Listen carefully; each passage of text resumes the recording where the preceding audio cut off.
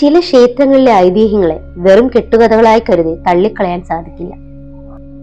കാരണം ഇന്നും ചില തെളിവുകൾ ആ ഐതിഹ്യങ്ങൾ നമുക്ക് മുന്നിൽ അവശേഷിപ്പിക്കുന്നുണ്ട്. അങ്ങനെ ഒരു ക്ഷേത്രമാണ് അയലം ഇണ്ടിളയപ്പ ക്ഷേത്രം. ഈ ക്ഷേത്രം അയലം എന്ന തനി നാട്ടിൻപുറത്തിന്റെ ശാന്തതയിൽ അങ്ങനെ സ്ഥിതി ചെയ്യുകയാണ്.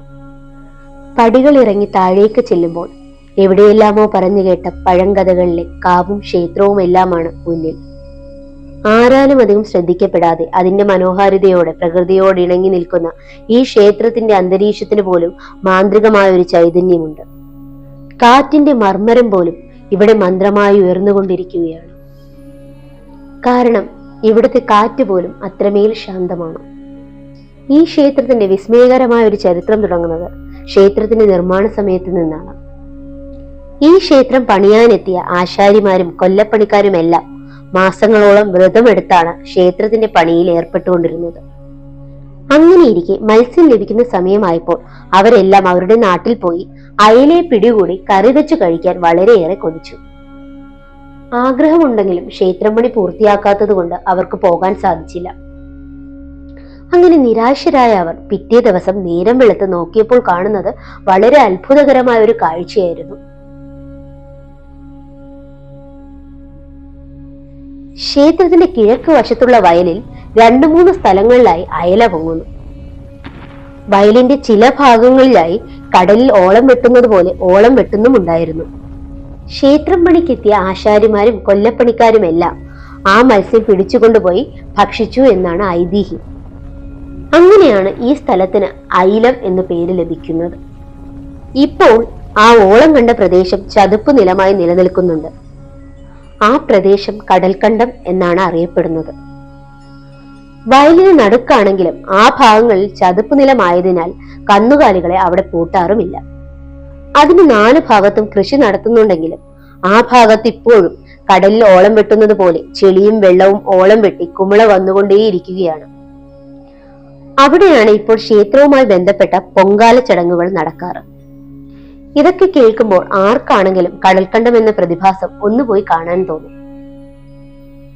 ഒട്ടും താമസിക്കാതെ തന്നെ ഇരുഭാഗങ്ങളിലും കാട് പോലെ മരങ്ങളും ചെടികളും നിറഞ്ഞ ഗ്രാമീണ വീതിയിലൂടെ ഞങ്ങൾ കടൽക്കണ്ടം തേടിയുള്ള യാത്ര തുടങ്ങി. ഓരോ ചുവടും വളരെ ശ്രദ്ധയോടെ വച്ച് മാത്രമേ ഈ വഴികളിലൂടെ മുന്നോട്ട് പോകാൻ സാധിക്കൂ.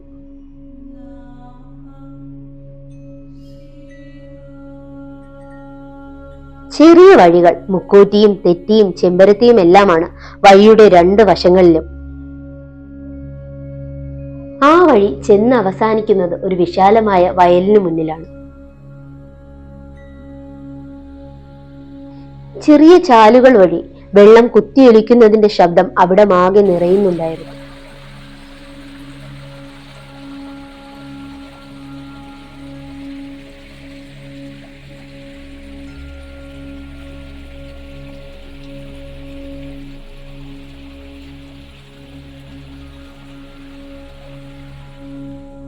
അങ്ങനെ അവസാനം വയലിന്റെ ഒരു വശത്തൂടെ നടന്ന് ഞങ്ങൾ കടൽക്കണ്ടം എന്നറിയപ്പെടുന്ന ആ സ്ഥലത്തെത്തി.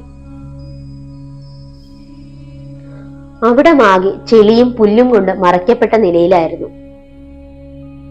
അങ്ങോട്ടേക്ക് ഇറങ്ങിയാൽ പൂന്തിപ്പോകുമോ എന്ന് സംശയമുള്ളത് കൊണ്ട് തന്നെ അടുത്തേക്ക് പോകാൻ നിന്നില്ല. സുരക്ഷിതമായ ഒരു ഭാഗത്ത് നിന്നുകൊണ്ട് തന്നെ ചതുപ്പായിട്ടും കടൽക്കണ്ടത്തിലെ ഓളം വെട്ടുന്ന തെളിനീരിന്റെ ദൃശ്യങ്ങൾ എടുത്തു. അതിനടുത്തായി തന്നെ പൊങ്കാലയ്ക്ക് ആവശ്യമായ ചെങ്കല്ലുകളും അടുക്കി വച്ചിട്ടുണ്ടായിരുന്നു. കടൽക്കണ്ടം കടൽക്കണ്ടം എന്ന് പറയുന്നത് വലിയ ഭയങ്കര തുളിയും മറ്റുള്ള കാര്യങ്ങളാണ്. അവിടെ കന്നാലി ഇറക്കി പൂട്ടത്തൊന്നുമില്ല എന്ന് ആ സൈഡിലത്രയും. അവർ 4 സൈഡും പൂട്ടിയിട്ട് ഒഴുതിട്ട് പോകും, കൃഷി ചെയ്യും. ആ സ്ഥലം ഇപ്പോഴും ഇങ്ങനെ കുമ്പള വന്നുകൊണ്ടിരിക്കും, തുളിയും വെള്ളമായിട്ട് ഇങ്ങനെ പൊങ്ങിക്കൊണ്ടിരിക്കും. ഓളമായിട്ട് കടലിൽ വെള്ളം ഇങ്ങനെ പോയിക്കൊണ്ടിരിക്കും.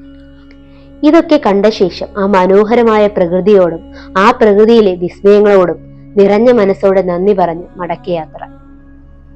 നഗരത്തിലെ അശാന്തമായ മനസ്സുകളെ ശാന്തമാക്കാൻ ഈ പ്രകൃതിക്ക് ഒരു പ്രത്യേക സിദ്ധിയുണ്ടെന്ന് തോന്നിപ്പോയി.